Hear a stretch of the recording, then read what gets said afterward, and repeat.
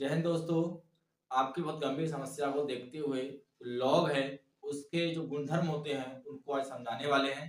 ये गुणधर्म बेसिक जो होते हैं, बेसिक फॉर्मूले जो हैं लॉग के बारे में, ये मोस्टली सवालों में यूज होते रहते हैं। जैसे केमिस्ट्री में भी होते हैं, फिजिक्स में भी होते हैं और मैथ में होते ही रहते हैं। खास तौर पर अपना और समाकलन जैसे चैप्टर जो है, सवाल जो है उनमें भी होते हैं। केमिस्ट्री में भी होते रहते हैं। केमिस्ट्री का जो पहला आपने चैप्टर पढ़ा होगा, रासायनिक बलगति, उसमें भी इसका यूज होते रहता है। ये क्लास 12 के लिए भी बहुत महत्वपूर्ण है और अदर क्लास के लिए भी बहुत ही महत्वपूर्ण है। तो आज हम इनके बारे में समझने वाले हैं कि इसके क्या क्या गुणधर्म है, यहाँ पर हम देखते हैं।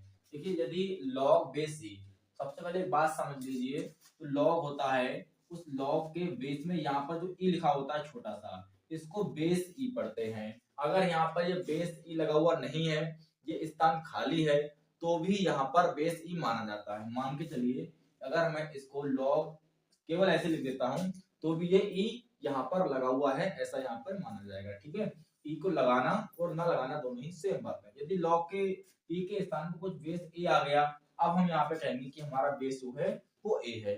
जब तक यहाँ पर खाली जगह पड़ी है, यहाँ पर बेस ई माना जाएगा। ई को लगाना यहाँ पर जरूरी है, लेकिन यदि आप नहीं लगाते हैं तो भी आपको यहाँ ई मानना पड़ेगा। देखिए, यदि लिखा हुआ है लॉग ई और उसका एक जो यहाँ पे फंक्शन है वो m इंटू एन यानी कि 2 दे रखे हैं, तो यदि आप इसको खोलेंगे, log base m plus log base e n, इस तरीके से आप इसको लिखेंगे। दूसरा है डिवाइड में m डिवाइड n यानी कि m बटे n, इसके लिए भी आप करेंगे log base e m minus log base e n. दोनों में अंतर इतना है, यहाँ प्लस आता है और यहाँ आपका माइनस आता है। यदि लॉग के फंक्शन पे पावर लगी हो, उस पावर को आगे ले लेते हैं और लॉग बेस ई एम आपका यहाँ पर आ जाता है। ठीक है, अब देखिए, यदि लॉग बेस ई ए बराबर बी दे रखा हो इस तरीके से अगर है, तो यहां से अगर हम ए की वैल्यू निकालते हैं तो वो आएगी ई पे पावर बी। ई पे पावर बी यहाँ पर आती है, इस बात को आप लोग याद रखें। ठीक है, अब यदि दे रखा है log ई एन ए, तो यहाँ पर जो आएगा वो 1/n आपका आगे आ जाएगा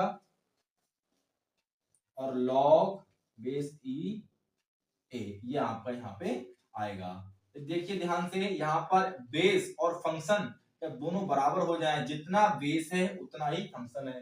जो बेस में लिखा है वही फंक्शन में लिखा है, तो यहाँ पर इसकी वैल्यू जो है वो 1 आती है। आज का लेक्चर आपको ये कैसा लगा